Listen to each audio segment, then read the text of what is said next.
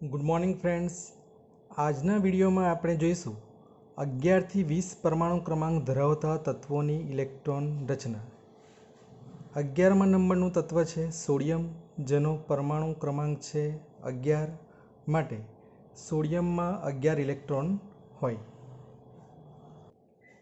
હવે આ 11 ઇલેક્ટ્રોન પૈકી શરૂઆતના જે 10 ઇલેક્ટ્રોન જે છે તેની ગોઠવણી નિયોનમાં જે પ્રમાણે આપણે કરી હતી તે જ પ્રમાણે થશે। નિયોનમાં 10 ઇલેક્ટ્રોન આપણે આ પ્રમાણે ગોઠવેલા હતા। તેની ઇલેક્ટ્રોન રચના આ પ્રમાણે થતી હતી 1s2 2s2 2p6। તો સોડિયમમાં આપણે અગાઉના 10 ઇલેક્ટ્રોનની ગોઠવણી ફરીથી દર્શાવવાની જરૂર નથી, માત્ર 11મા ઇલેક્ટ્રોનની ગોઠવણી દર્શાવીશું તો પણ ચાલશે। હવે પ્રશ્ન એ થાય કે સોડિયમનો 11મો ઇલેક્ટ્રોન કઈ કક્ષકમાં ગોઠવવો, તો એના માટે આપણે કક્ષકોની સાપેક્ષ ઉર્જાનો ક્રમ જોઈશું। કક્ષકોની સાપેક્ષ ઉર્જાના ક્રમમાં 1s કક્ષક ભરાઈ ગઈ છે, 2s કક્ષક ભરાઈ ગઈ છે, 2p કક્ષક ભરાઈ ગઈ છે। તો 2p પછી ક્રમશઃ વધુ ઉર્જા ધરાવતી કક્ષક છે 3s, માટે સોડિયમનો 11મો ઇલેક્ટ્રોન જે છે એ 3s કક્ષકમાં ગોઠવાશે। તો તે ગોઠવણી આપણે આ પ્રમાણે દર્શાવીશું। સોડિયમના 11 ઇલેક્ટ્રોનમાંથી 10 ઇલેક્ટ્રોનની ગોઠવણી નિયોન પ્રમાણે હોય છે, માટે પહેલાં આપણે નિયોન લખીએ અને એને મોટા કૌંસમાં દર્શાવવાનું, અને 11મું ઇલેક્ટ્રોન જે છે 3s કક્ષકમાં દર્શાવીશું। 3s કક્ષક સંપૂર્ણ ખાલી છે, માટે 11મું ઇલેક્ટ્રોન આપણે આ રીતે અપ એરો દર્શાવીશું।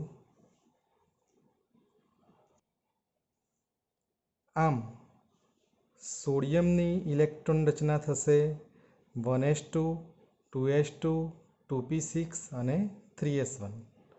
આ 10 ઇલેક્ટ્રોન નિયોનની જેમ જ આવે અને 11મું ઇલેક્ટ્રોન આવશે 3s કક્ષકમાં, માટે 3s1। અથવા આ રીતે પણ આપણે લખી શકીએ, નિયોનને મોટા કૌંસમાં દર્શાવવાનું, એટલે 10 ઇલેક્ટ્રોન અહીં આગળ સમજી લેવાના તમારે, અને 11મું ઇલેક્ટ્રોન જે છે એ 3s કક્ષકમાં દાખલ થાય। એટલે આખી ઇલેક્ટ્રોન રચના ના લખવી હોય તો આ રીતે આપણે શોર્ટમાં પણ લખી શકીએ, પણ તમારે યાદ રાખવાનું કે નિયોનની ઇલેક્ટ્રોન રચના આ પ્રમાણે અહીં આગળ થાય છે। તો મિત્રો, ઇલેક્ટ્રોન રચના શીખતા પહેલાં મેં તમને એક જગ્યાએ બતાવ્યું હતું કે સોડિયમની ઇલેક્ટ્રોન રચના ધોરણ 10 સુધી તમે આ પ્રમાણે કરતા હતા, અને હવે તમારે આ પ્રમાણે ઇલેક્ટ્રોન રચના શીખવાની છે। તો આશા રાખું છું કે આટલી ઇલેક્ટ્રોન રચના શીખ્યા પછી આ ઇલેક્ટ્રોન રચના કેવી રીતે લખી શકાય તે તમે સમજી ગયા હશો। સોડિયમ પછી 12 નંબરનું તત્વ છે મેગ્નેશિયમ, પરમાણુ ક્રમાંક છે 12, માટે તેમાં ઇલેક્ટ્રોન પણ 12 હોય। 10 ઇલેક્ટ્રોન નિયોન પ્રમાણે, 11મો ઇલેક્ટ્રોન 3s કક્ષકમાં અને 12મો ઇલેક્ટ્રોન પણ 3s કક્ષકમાં દર્શાવવાનો। બંનેનું ભ્રમણ આ રીતે વિરુદ્ધ દિશામાં હોવું જોઈએ, માટે મેગ્નેશિયમની ઇલેક્ટ્રોન રચના થશે 1s2 2s2 2p6 3s2, અથવા આ પ્રમાણે પણ તમે દર્શાવી શકો, 10 ઇલેક્ટ્રોન નિયોનની જેમ અને બાકીના 2 ઇલેક્ટ્રોન 3s કક્ષકમાં આવશે 3s2। 13મું તત્વ છે એલ્યુમિનિયમ। એલ્યુમિનિયમનો પરમાણુ ક્રમાંક છે 13, માટે એલ્યુમિનિયમમાં 13 ઇલેક્ટ્રોન હોય। આપણે જોયું કે 3s કક્ષક ભરાઈ ગઈ છે, એટલે 3s પછી કઈ કક્ષક આવે તે આપણે જોઈ લઈએ।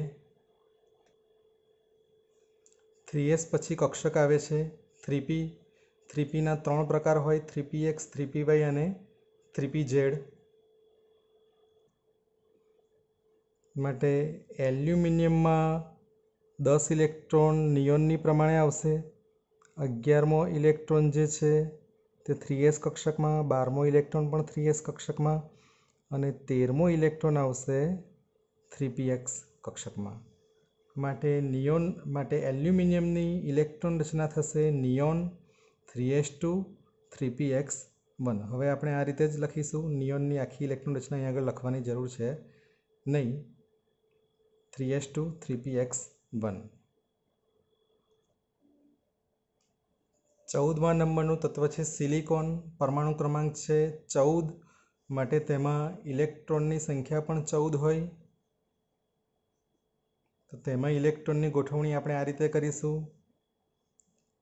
10 ઇલેક્ટ્રોન નિયોન પ્રમાણે, 11મો ઇલેક્ટ્રોન 3s કક્ષકમાં, 12મો પણ 3sમાં,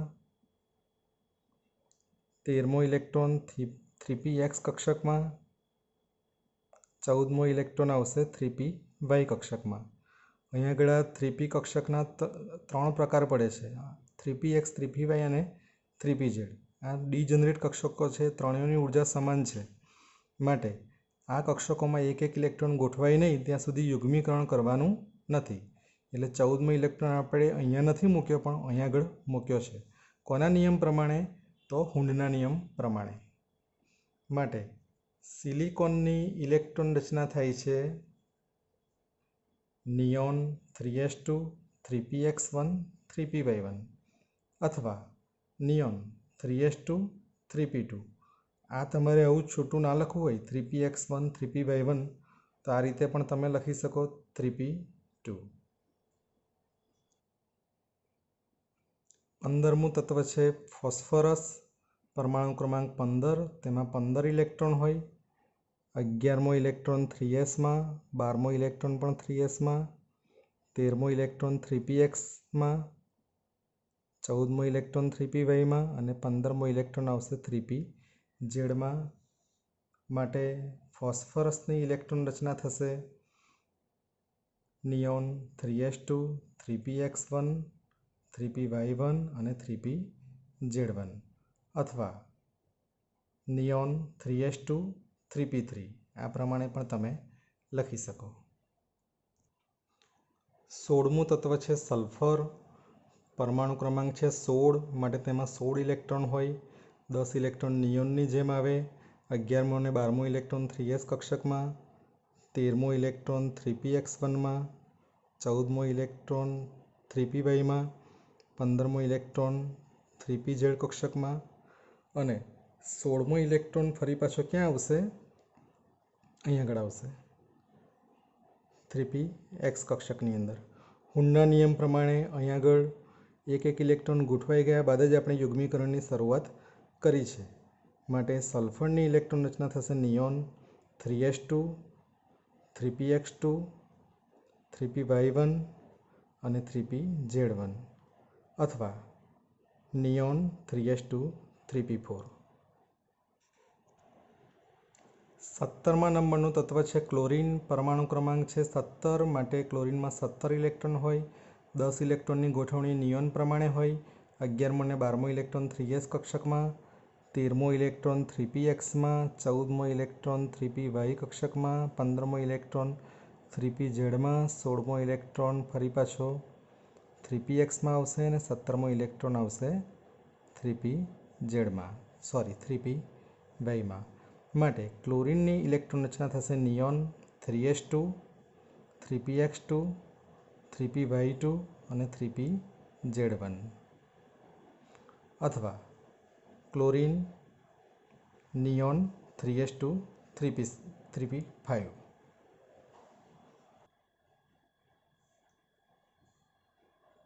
18મો તત્વ છે આર્ગોન. પરમાણુ ક્રમાંક છે 18, માટે તેમાં ઇલેક્ટ્રોનની સંખ્યા હોય 18. 10 ઇલેક્ટ્રોન નિયોન પ્રમાણે ગોઠવાય. 11મો અને 12મો ઇલેક્ટ્રોન 3s કક્ષકમાં, 13મો ઇલેક્ટ્રોન 3pxમાં, 14મો 3pyમાં, 15મો 3pzમાં. એક એક ઇલેક્ટ્રોન ગોઠવાઈ ગયા બાદ યુગ્મીકરણ શરૂ કરવું. એટલે 16મો ઇલેક્ટ્રોન 3pxમાં આવશે, 17મો ઇલેક્ટ્રોન 3pyમાં આવશે અને 18મો ઇલેક્ટ્રોન આવશે 3pzમાં. માટે આર્ગોનની ઇલેક્ટ્રોન રચના થશે neon 3s2, 3px2, 3py2, 3pz2 અથવા એની ઇલેક્ટ્રોન રચના બીજી રીતે લખવી હોય તો નિયોન 3s2, 3p6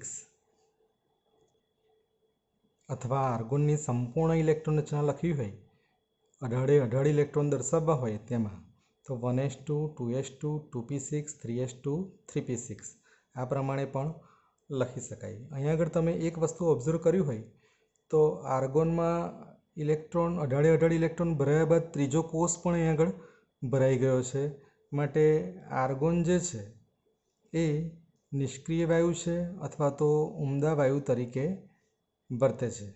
જેમ નિયોન નિષ્ક્રિય વાયુ અથવા ઉમદા વાયુ હતું તે જ રીતે આર્ગોન પણ નિષ્ક્રિય વાયુ તરીકે વર્તશે, કારણ કે ત્રીજો કોષ અહીં આગળ સંપૂર્ણ રીતે ભરાઈ ગયો છે.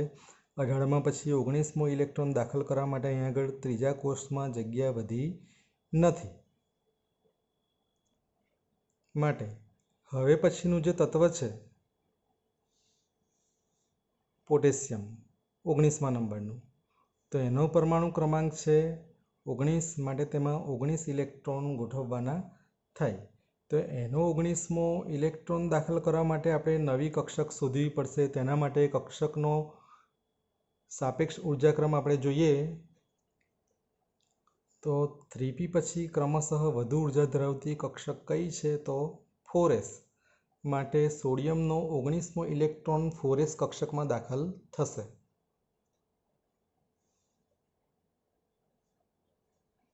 આ રીતે હવે પોટેશિયમમાં 19 ઇલેક્ટ્રોન હોય તો 18 ઇલેક્ટ્રોનની ગોઠવણી આર્ગોન પ્રમાણે હોય. એટલે અહીંયા આગળ મેં પહેલાં મોટા કૌંસમાં લખ્યું છે આર્ગોન, પછી 4s કક્ષક માટે એક બોક્સ દર્શાવ્યું છે. એટલે 18 ઇલેક્ટ્રોન આર્ગોનની રીતે ગોઠવાય અને 19મો ઇલેક્ટ્રોન જે છે એ 4s કક્ષકમાં ગોઠવાશે. અને એ પ્રમાણે પોટેશિયમની ઇલેક્ટ્રોન રચના થશે આર્ગોન 4s1. અહીંયા આગળ ભૂલથી નિયોન ના લખાઈ જાય તેની કાળજી રાખવાનું. નિયોન લખો તો સમજવું કે તેમાં 10 ઇલેક્ટ્રોન છે, પણ પોટેશિયમમાં નિયોન ના લખાય. પોટેશિયમમાં કયું આવે? આર્ગોન આવે, કારણ કે પોટેશિયમની અગાઉનું જે છેલ્લું ઉમદા વાયુ જે છે એ આર્ગોન હતું. તો પોટેશિયમમાં 18 ઇલેક્ટ્રોન આર્ગોન પ્રમાણે છે અને 19મો ઇલેક્ટ્રોન 4s કક્ષકમાં ગોઠવાય, માટે પોટેશિયમની ઇલેક્ટ્રોન રચના આર્ગોન 4s1 થશે. તે જ પ્રમાણે 20મા નંબરનું તત્વ છે કેલ્શિયમ. પરમાણુ ક્રમાંક છે 20, તેમાં પણ 20 ઇલેક્ટ્રોન હોય. તો 18 ઇલેક્ટ્રોન આર્ગોનમાં જે પ્રમાણે ગોઠવાયા હતા તે જ પ્રમાણે ગોઠવાશે. 19મો ઇલેક્ટ્રોન 4s કક્ષકમાં અને 20મો ઇલેક્ટ્રોન પણ આવશે 4s કક્ષકમાં. એ પ્રમાણે કેલ્શિયમની ઇલેક્ટ્રોન રચના થશે આર્ગોન 4s2. તો મિત્રો, અગાઉ જેમ તમે 1 થી 10 તત્વોની ઇલેક્ટ્રોન રચના લખી હતી, તેમ એક અલગથી કાગળમાં તમારે 11 થી 20 તત્વોની ઇલેક્ટ્રોન રચના પણ લખી દેવાની છે. Thank you.